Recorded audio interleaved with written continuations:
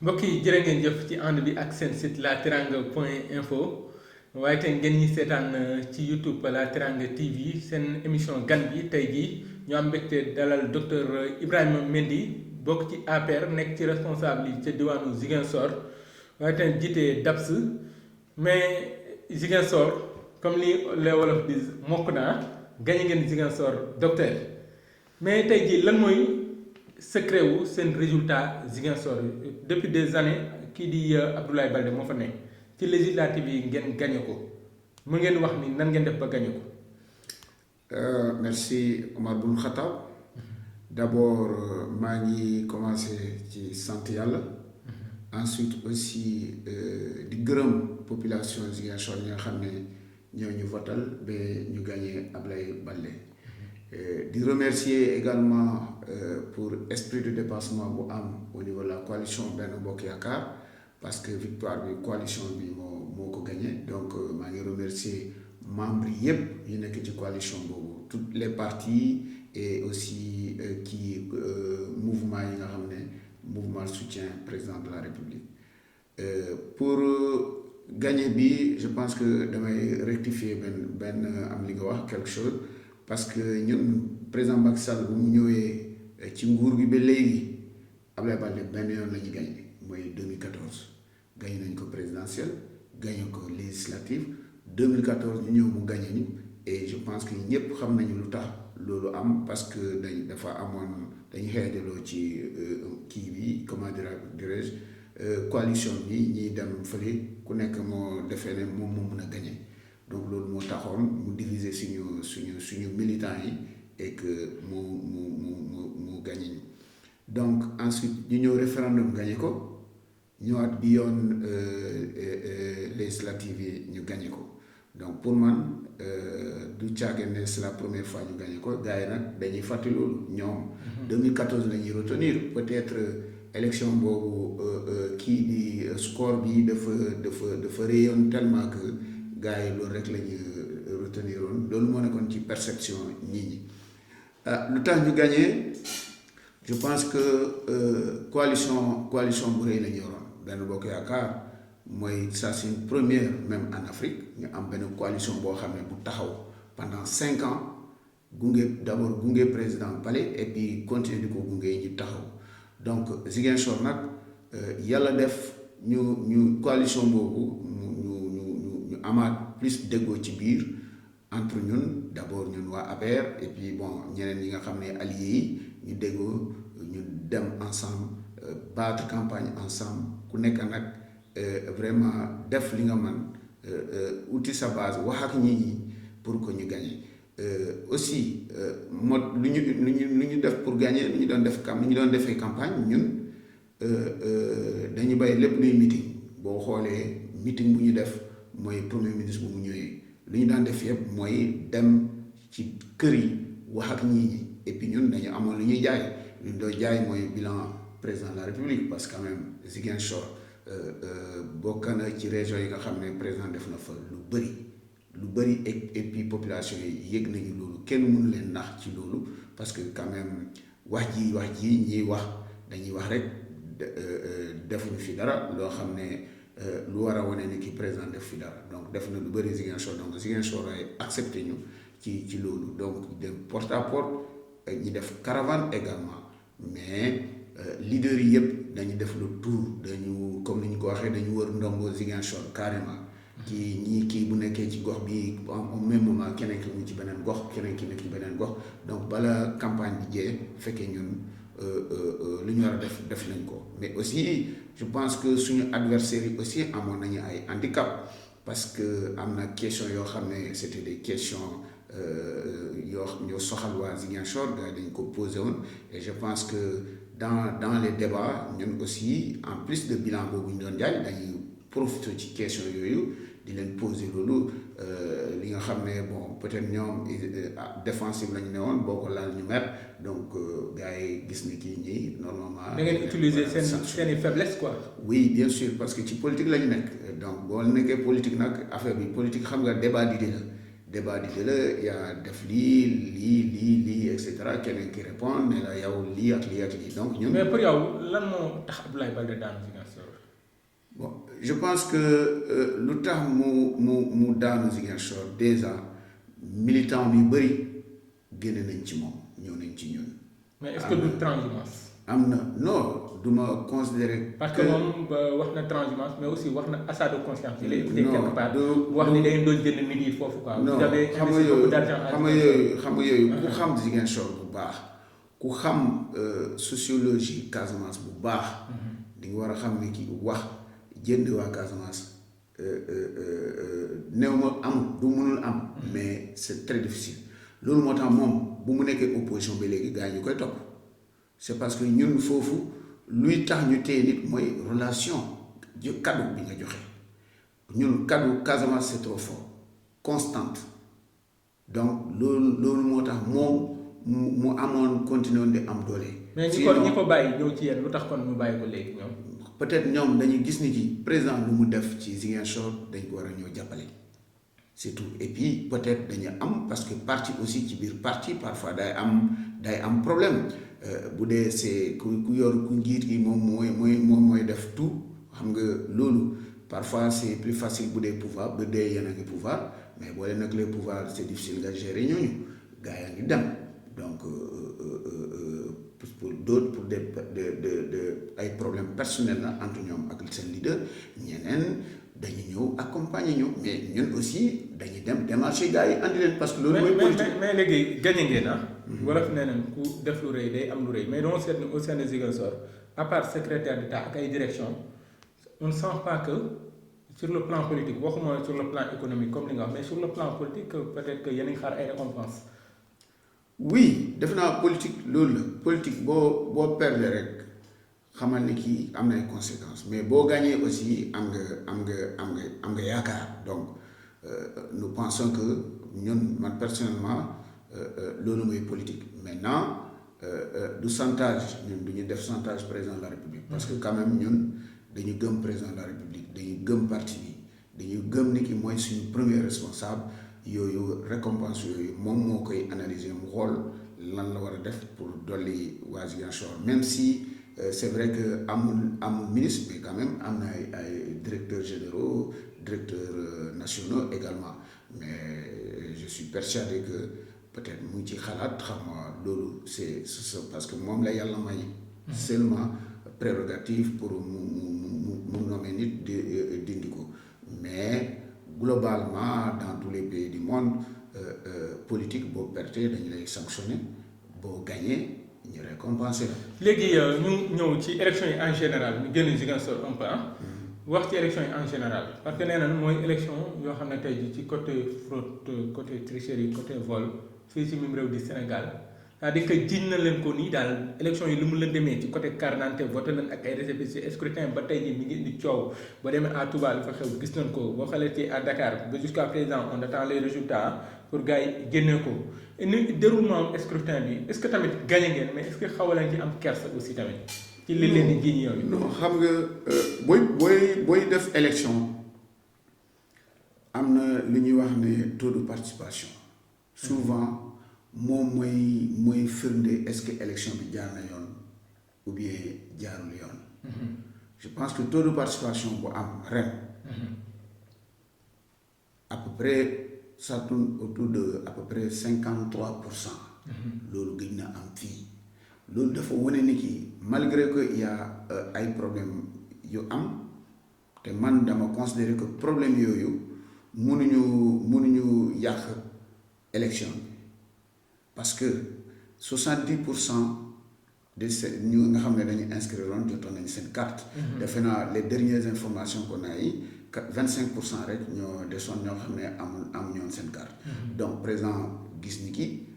ñun dañu nekk dans ci dëkk bi nga xam ne Afrique yëpp dañuy naw ci démocratie donc dañ ma war a permettre ñooñu ñu nga xam ne jotuñu seen carte ñu mën a voter loolu moo andi mu ne ñu am comment dirais-je ñi nga xam ne yor nañu benn carte d'identité bu leen permettre ñu identifier leen ñu dem voter ak seen récépissé problème bi c'est pas que récépissé bi la ñuy jël rek tàllal récépissé bi rek ñu bàyyi la nga voter man par exemple fu ma voté gis naa ñu yoroon récépissé ñëw seen carte d'identité dañu leen ne na ngeen dem andi seen carte d'électeur ancien bi sa carte d'identité ak sa carte d'électeur nga ñëw gars yi vérifier door la bay nga voté donc wax fraude vraiment ñun Sénégal fii dépassé nañu. mais les primo-votants peut-être ci les primo-votants. xam nga primo-votants yooyu c'est minime ñooñu ñooy lan c'est minime par rapport à l'électorat bu ñuy wax. comprendre donc mënuñu basé wu ci primo xam nga lan primo inscrit pour dire que ñooñu ñoo jaxase carte gi non ñooñu c'est vraiment faible parce que pour que élection ñu ne élection bi dafa entassé il faut d'abord un certain pourcentage pour permettre cela par rapport lu baax sinon gars yi nañu accepter ne kii dañu leen dóor ñu fi doon coow di coow. di defee ne ñoom moom sénégalais ñoo leen ne hey na ngeen dellu fi ngeen jóge woon dem leen tëdd nelaw ana ñoom Abdou Mbaye fu mu voté du fii la voté lu tax bu ñu d'après information bureau fu mu voté ñaata bulletin ñaata nit ñoo ko voté du ñetti nit loolu moo war a ne ki nañuy respecté sénégalais yi kenn gënu leen muus sénégalais yi xam nañu lan moo baax ak lan moo bon ana Sonko bu defoon ne day ñëw changer Sénégal ana ñoom taxaw Sénégal maa ngi ko taxaw Sénégal. donc nee na ñoom ñoo gagné Dakar ma. bon Dakar xam nga élection. c'est tout à fait gars yi dem ba 3 heures du matin ñu génn di joxe ay résultats ñoom Amadou Ba ay conférence de presse 3 heures du matin. déglu ma xam nga pour Dakar enjeu la. mais man lu may lancer mooy ñëpp nañu ànd ak seen sago ñu taxaw xaar je pense que normalement tey résultat yi day génn bu amee contentieux. am nañu ay institutions yi nga xam ne ñoom ñooy gérer loolu. comprendre mais lu waa Benno wane comme résultat yi ñi ne moo jóge ci urne yi ñun am nañu yaakaar ni ci dinañ fi gën. mais les chiffres mais ñoom fa la ñoom parce que tey comme li nga wax dañoo waroon xaar yoon mais ñoom ñoo xëy rek génne ay chiffres. non xam nga léegi problème bi. ce n'est plus un problème de chiffre parce que déglu naa Bamba Fall. muy ne dañuy joxe ay ordre de mission ay nit ñu ñëw voté. que plus de 10 000 ordres de mission lañ joxe ñii loolu nu fu mu ne am lu mu ne nag 10 000. loolu la mais 10 000 ça c'est mais quand même Omar nañ bu ñu yàpp Sénégalais yi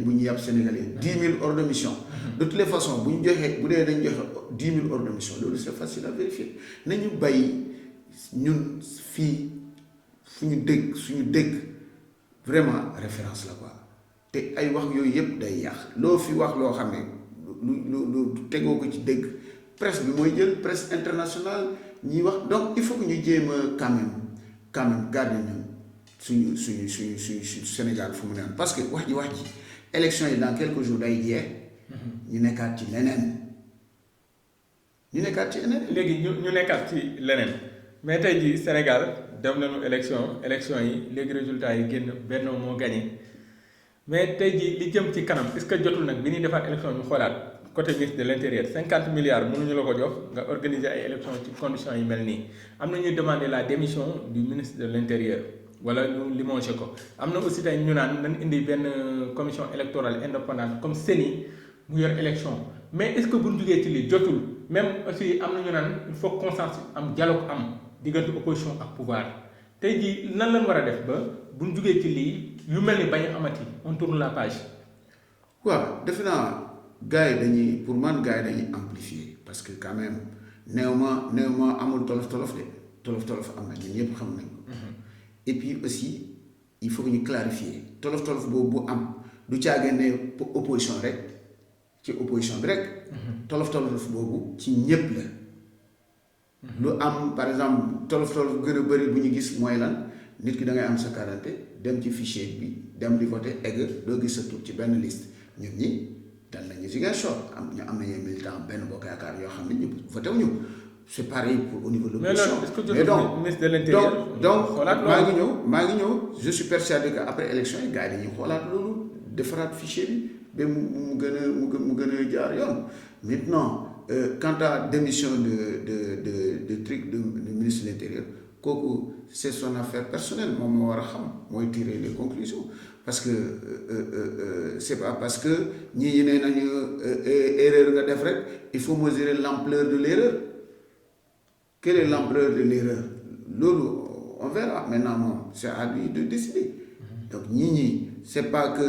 bu amee jafe-jafe rek Omar jóge fële non ministre bi war na démissionner ou bien kii war na démissionner bu yàggee liggéey du fi am yow xam ngeen ne que sénégalais yëpp nous sommes ñoom yëpp ils sont des présidents ils sont des décideurs ils sont tout dans tout am na ñeneen ñoo xam ne xamuñ ci dara sax bu ñu waxee da ngay defee ne ñii ñoo yor yëf yi donc je pense que c'est trop tôt nañu xaaral moom les conclusions seront tirées et puis bon voilà. léegi perspective yi 2019 la. waaw léegi yéen am na ñu ne bu doon ni élection présidentielle amoo leen la majorité pour gagner premier tour ah d'après les premiers chiffres li nit ñi wax ah. Oui. c'est pas des chiffres officiels. Oui. mais tey jii yéen waa APR à votre niveau surtout ak waa Benno léegi face à une opposition boo xam ne day am recomposition certainement lan moo war a doon seen taxawaay pour 2019 ngeen gën a mën a taxaw pour jàppale Macky Sall wala li ngeen jot a am doy na wala da ngeen war a yokkaat. non ñu kay ñu ngi ci liggéey c'est-à-dire que bu ma jëlee par exemple ñun fu ñu jógee Ziguinchor gagné nañu Abdoulaye Baldé mais ça va pas dire que gagné nañu ko rek ñu taxaw liggéey bi dañ koy gën a intensifier coalition bi xool nañu ko gën a dëgëral et puis dem wax ak nit ñi expliquer wax parce que affaire bi doo xaar ba élection yi jot ñëw di wax ak nit ñi il faut que mu doon processus la ci continuer liggéey wax ak nit ñi ba 2019 fu mu ne nii ñun man personnellement à partir de résultats yi mu génnee tey à partir de demain campagne commencé na jusqu'à 2019. mais fan ngeen di liggéey kon. non mais bu ñu nee campagne cela ça veut pas dire que dañuy dem toog rek di campagne comme ni ñu doon campagne nii. mais chaque week-end ça parce que campagne bi affaire du caagee ne organiser ay meeting il faut nga déglu ñii ñi. jege nit ñi jege ñii ñi laa la wax jege leen parce que parfois ñii ñi dañuy defee ne politique mbirum xaalis la na nga joxe xaalis na nga non am na ñu fi am xaalis ñu fi joxe xaalis après gagné wuñu fenn. pour yow Benno dañoo war a continuer liggéey. continuer liggéey bañ a noppi. bañ a noppi bu ñu négliger kenn même si élection yi wane na kii opposition en face dara nekk fa élection yi wane na ko de gars yi doon squatter rajo yi ñu ñëw ci yenn presse bi rajo bu nekk ñu dem fa de télé en télé émission bu nekk ñu jaar fa mais est-ce que ñi nga gën a ñu ngi commencé dégg naa keneen muy ne way moom victoire bi peuple bi moo ko mérité moom dafa defoon ne nangam non nit ñi respecté Sénégalais yi parce que in fine Sénégalais yi ñooy voté Sénégalais yi ñoom ñooy voté ñoo xam kañ ñooy voté donc nañu bàyyi di wax au nom des Sénégalais ana seen ONG yooyu yi ne ñoom dañu bëgg a changer Sénégal bu ñu nekk ñaata voix la ñu am non donc il faut qu'on arrête gars yi nañu arrêté il faut qu'ils arrêtent Sénégal dañu ubbi seen bët xool kan moo fi nekk di liggéey te def naa ne président de la République lu mu def ci réew mi fii Omar dinaa fi ñëwaat 2019 fekkee président de la République amaat deuxième mandat au premier tour parce que day continuer dérouler le plan Sénégal émergent dérouler lu mu xalaatoon pour développement Sénégal du bañ a yow xam nga ko force tranquille la du déglu gars yi moom day continuer def liggéeyam te defe naa d'ici là jam ñaajo génn yee terre bi génn fii ay yeneen continuer infrastructure yi fii mbéy mi yokk fii ba 2019 nañ président na fi am kenn mënul tere président am deuxième mandat fii. waaw nga ne ko mu bàyyi tëjaate mouvement 17 19. rey ngeen 17 léegi 19 bi. waaw xam nga Macky 17 19. objectif bi c'était ça premier objectif c'est atteint. premier objectif mooy. gagner les législatives jox majorité président de la République à l'Assemblée nationale. def naa résultat yi ñu amagum dinañ jox majorité au niveau de l'Assemblée nationale donc objectif boobu c'est atteint. léegi dañu commencé bay suñu waar ba 2019 donc maa ngi profité remercier ñëpp ñu ànd ak ñun. ci mouvement boobu man responsable APR la. mais dama defee ne pour dooleel APR lii lu ma teg te defe naa Ziguinchor ñëpp gis nañ teg nañ ci seen bët. permettre ma mobiliser gis ngeen ma ci lu ma doon def ci pendant campagne bi parce que sama campagne était diffusée à peu près en direct sur les réseaux sociaux ko bëgg a gis na nga gis lañ def donc ñu ñuy continuer di liggéey pour 2019 joxaat majorité Ziguinchor dina bokkaat ci gars yi parce que Baldé moom laaj na fu mu ne nii moom xaw ma de ku laaj nekk ku bëgg a nekk président de la République ñu dóor la sa base naturelle sa région sa bureau fi nga voté sax ñu dóor la fa dóor centre bi ñu dóor la département bi avec une différence de 3743 voix à peu près 4000 voix donc kooku moom bu yeboon a xam ni ñun duñu ko négliger de mais aura bu mu amoon foofu. xaw da ngeen koy tàllal loxo bu ñëw fële APR ou bien. oui xam nga ñun ñëw APR moom président dafa ne képp ku bëgg a ñëw ñu liggéey pour que réew mi dem kanam na ñëw ñu liggéey mais du am chantage de chantage dafa am de parce que fu mu ne nii fu mu toll nii ñun wane nañu ko ni ki doole bi ci ñun la nekk. jërëjëf te xam nga politique problème doole la. jërëjëf voilà ku jekku da ngay baale dégg nga loolu la fi wax ñu koy gërëm docteur Ibrahima Mendy jiite DAPS nekk coordonnateur Macky 17 19 ans. merci doon tamit responsable APR. ñu koy jaajëfal bu baax mu bokk ci Benno Bokk Yaakaar doonoon suñu gan ci émission gan bi ci seen site la teranga point info di gërëm aussi ñi ñuy suivre ci YouTube la teranga TV di gërëm Abdoulaye Seck ci caméra bi mbokk yi kon jërë ngeen jëf ba beneen yoon ak Oumar Boun Khattab Gueye. merci.